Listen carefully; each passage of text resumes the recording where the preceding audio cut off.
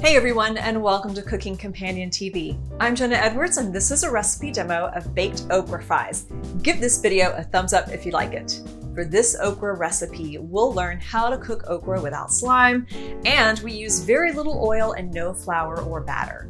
We'll also experiment with varying slicing techniques and time and temp directions. So let's get right to it.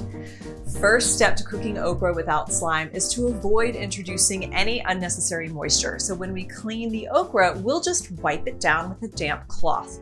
This is also the best way to clean mushrooms, if you want them crispy, by the way.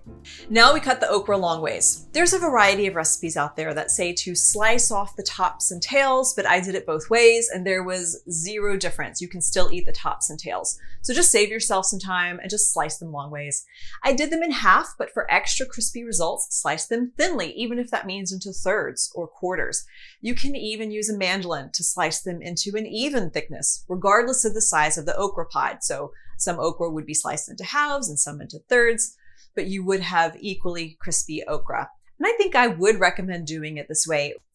Lightly oil a couple of large baking sheets and arrange your okra with plenty of space between the slices. If you crowd the sheet, you'll create steam and your okra will not crisp up. I was able to fit about 24 pieces of okra slices, and I don't recommend trying to fit any more than that. Whisk together a tablespoon and a half of olive oil, half a teaspoon of garlic powder, and half a teaspoon of paprika or any other spice you like. I mixed sweet and smoked paprika here. I can easily see blooming whole spices in the oil, even with lemon or lime zest. I'm brushing that oil on the okra just to plant an idea there for you.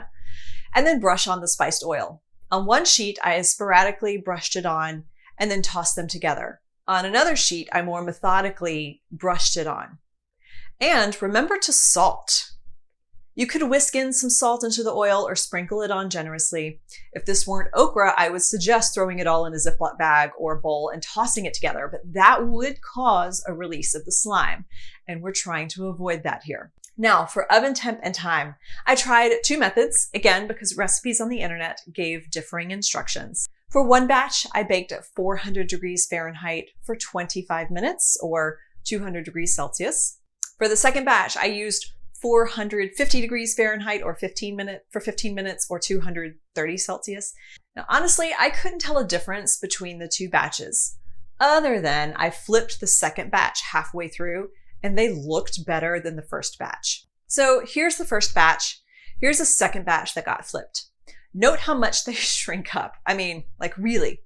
So use your judgment as to which time and temp you want to use. I know it's hard to imagine turning on the oven when it's hot outside, but that's, summer is okra's best growing season.